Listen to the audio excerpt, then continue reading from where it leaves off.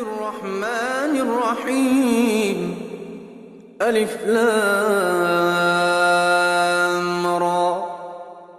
تلك آيات الكتاب المبين.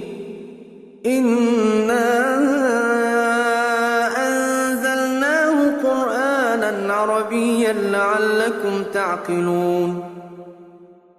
نحن نقص عليك أحسن القصص بما أوحينا إليك هذا القرآن وإن كنت من قبله لمن الغافلين.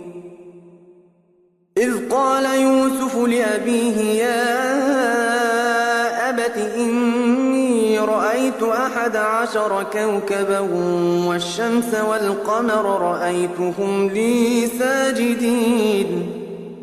قال يا بني لا تقصص رؤياك على إخوتك فيكيدوا لك كيدا إن الشيطان للإنسان عدو مبين.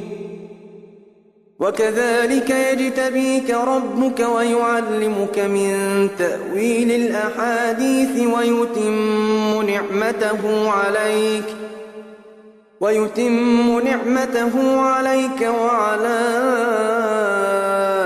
آل يعقوب كما أتمها على أبويك من قبل إبراهيم وإسحاق إن ربك عليم حكيم.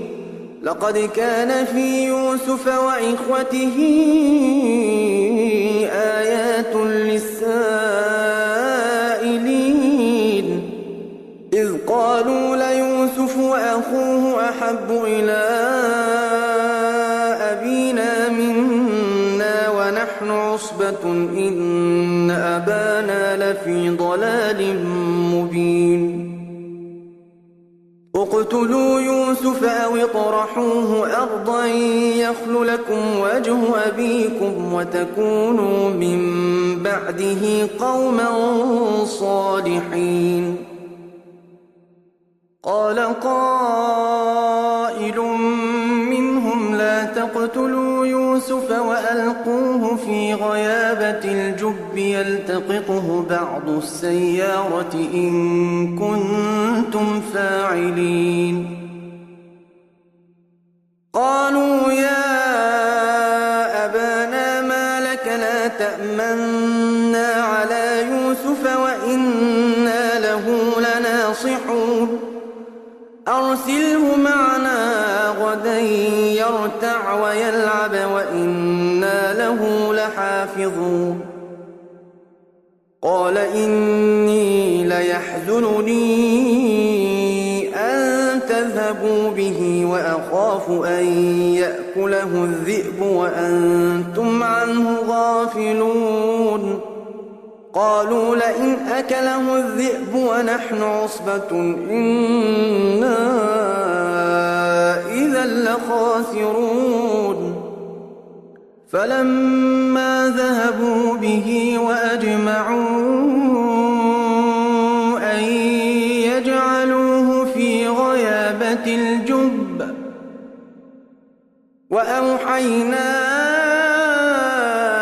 إليه لتنبئنهم بأمرهم هذا وهم لا يشعرون. وجاءوا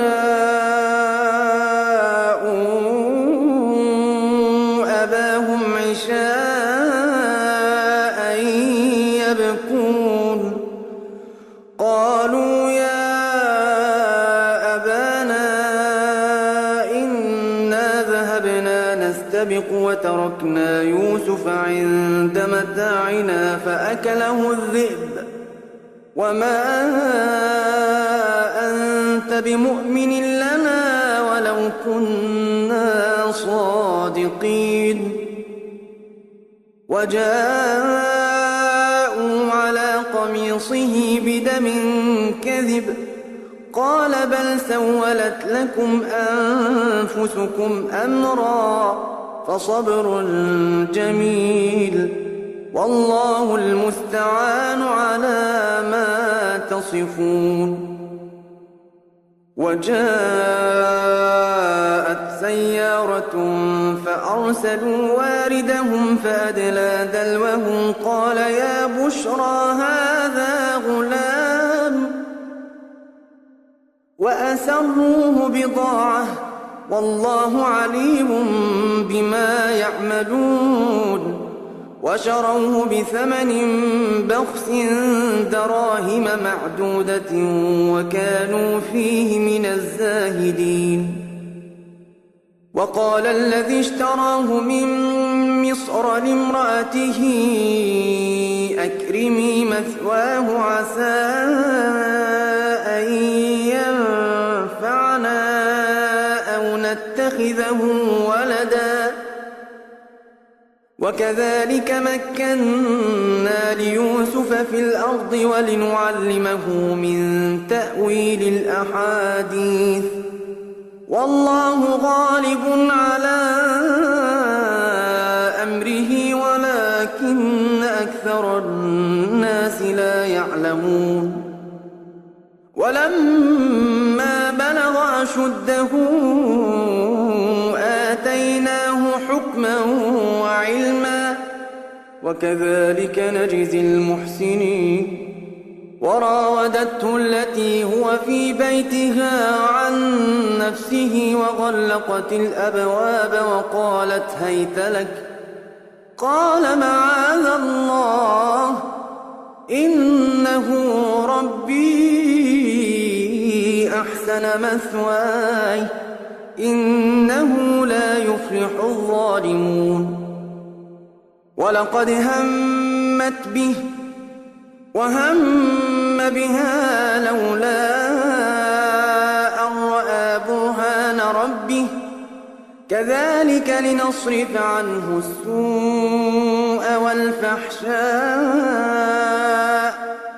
إنه من عبادنا المخلصين واستبق الباب وقدت قميصه من دبر وألف يا سيدها لدى الباب قالت ما جزاء من أراد بأهلك سوءا إلا أن يسجن أو عذاب أليم قال هي راودتني عن نفسي وشهد شاهد من أهلها إن كان قميصه قد من قبل فصدقت وهو من الكاذبين